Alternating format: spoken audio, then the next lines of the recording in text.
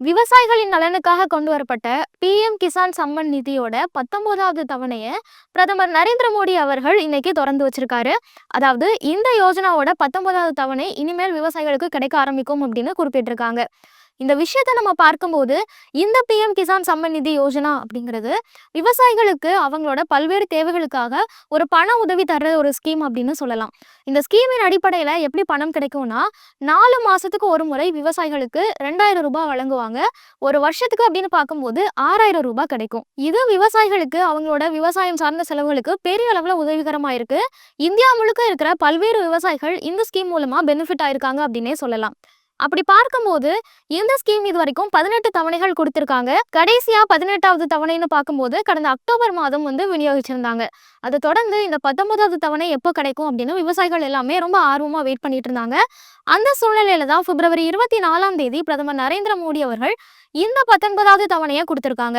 இது எங்க நடந்திருக்கு அப்படின்னு பார்க்கும்போது இந்த ஸ்கீம்ல முதல் கட்டமா கிட்டத்தட்ட 9.8 கோடி விவசாயிகள் பயன்பெற மாதிரி இந்த 19வது தவணையை தொடங்கி வச்சிருக்காங்க. இன்னும் போக போக இந்த தவணை இந்தியா முழுக்க இருக்கிற எல்லா விவசாயிகளுக்கும் போய் சேரும் அப்படின்னு சொல்லியிருக்காங்க. இந்த ஸ்கீம் மூலமா கிட்டத்தட்ட விவசாயிகளுக்காகவே 22,000 கோடி வரைக்கும் ஒதுக்கியிருக்காங்க. இந்த பணம் நேரடியா விவசாயிகளுக்கு போய் சேர்ந்துரும் அப்படின்னு சொல்லப்படுது. இந்த வீடியோவை பார்த்துட்டு இருக்க நீங்க ஒரு விவசாயியா இருக்கீங்க, விவசாயம் பண்ணிட்டு இருக்கீங்க, இந்த திட்டத்திலையும் நீங்க என்ரோல் பண்ணிருக்கீங்க, ஆனா உங்களோட 19வது தவணை வரதுக்கு டிலே ஆகுது அப்படின்னாலோ இல்ல 18வது தவணை கடந்த அக்டோபர் மாசம் உங்களுக்கு கிடைக்கல அப்படின்னாலோ கண்டிப்பா நீங்க இகேஒய்சியை அப்டேட் பண்ணாம வச்சிருப்பீங்க. அதுதான் ஒரே காரணமா இருக்கும்.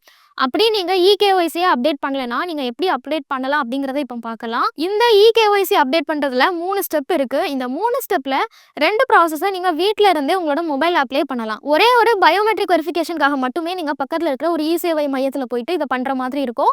அது என்ன ஸ்டெப்ஸ் அப்படிங்கறத டீடைலா பார்க்கலாம். முதல்ல இதுக்கு நீங்க பிஎம் கிசானோட அஃபிஷியல் ஆப்பை டவுன்லோட் பண்ணிக்கலாம். அப்படி இல்லைன்னா அவங்களோட வெப்சைட்லயும் போய் ரிஜிஸ்டர் பண்ணிக்கலாம். நீங்க ரிஜிஸ்டர் பண்ணி அதுல லாகின் பண்ணணும். உங்களோட account number and password, Aadhaar card நம்பரும் கேட்பாங்க. இதை கொடுத்து நீங்க லாகின் பண்ணீங்க அப்படின்னா அதுல நீங்க இஒய்சி அப்டேட் பண்ணாம வச்சிருக்கும் பட்சத்துல அதை அப்டேட் பண்ணணும் அப்படின்னு கேட்பாங்க.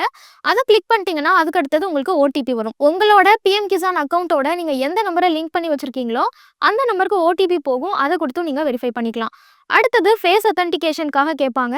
அதுக்கும் நீங்க உங்களோட மொபைல் ஆப்லேயே உங்களோட மொபைல் கேமரா யூஸ் பண்ணியே ஃபேஸ் அத்தன்டிகேஷனும் கொடுத்துக்கலாம். அதுக்கப்புறமா பயோமெட்ரிக் கேட்பாங்க. அதாவது உங்களோட ஃபிங்கர் பிரிண்ட், அதுக்கப்புறம் உங்களோட ஐஸ் ஸ்கேன் பண்ணுவாங்க. ஸோ இதை பண்ணுறதுக்கு நீங்கள் பக்கத்தில் இருக்கிற இசேவை மையத்தில் போயிட்டு தான் பண்ண முடியும்.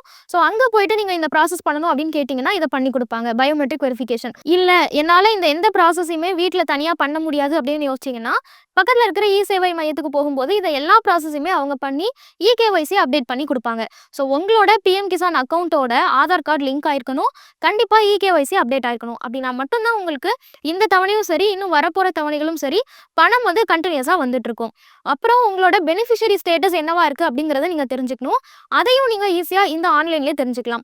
இதுக்கு நீங்கள் பிஎம் கிசானோட வெப்சைட்டில் போயிட்டு ஆக்சஸ் த பெனிஃபிஷரி ஸ்டேட்டஸ் பேஜ் அப்படின்னு இருக்கும். அதை கிளிக் பண்ணிங்க அப்படின்னா அதில் பெனிஃபிஷரி ஸ்டேட்டஸ் அப்படின்னு வரும். அதை கிளிக் பண்ணி பார்க்கும்போது உங்களோட ஆதார் கார்டு நம்பரும் அக்கௌண்ட் நம்பரும் கேட்பாங்க. அதை கொடுத்துட்டு நீங்கள் கெட் டேட்டா அப்படின்னு கொடுத்தீங்கன்னா பெனிஃபிஷரி ஸ்டேட்டஸ் வரும். அது என்ன ஸ்டேட்டஸ் அப்படின்னா இது வரைக்கும் எத்தனை தவணைகளில் நீங்கள் பணம் வாங்கியிருக்கீங்க, இன்னும் எத்தனை தவணை உங்களுக்கு பணம் வர வேண்டியது இருக்குது, நீங்கள் இதில் ஏதாவது இகேஒய்சி அப்டேட் பண்ணாமல் வச்சிருக்கிறது இல்லை வேறு ஏதாவது நீங்கள் மாற்றணுமா அப்படிங்கிற டீட்டெயில்ஸ் எல்லாமே அதில் இருக்கும்.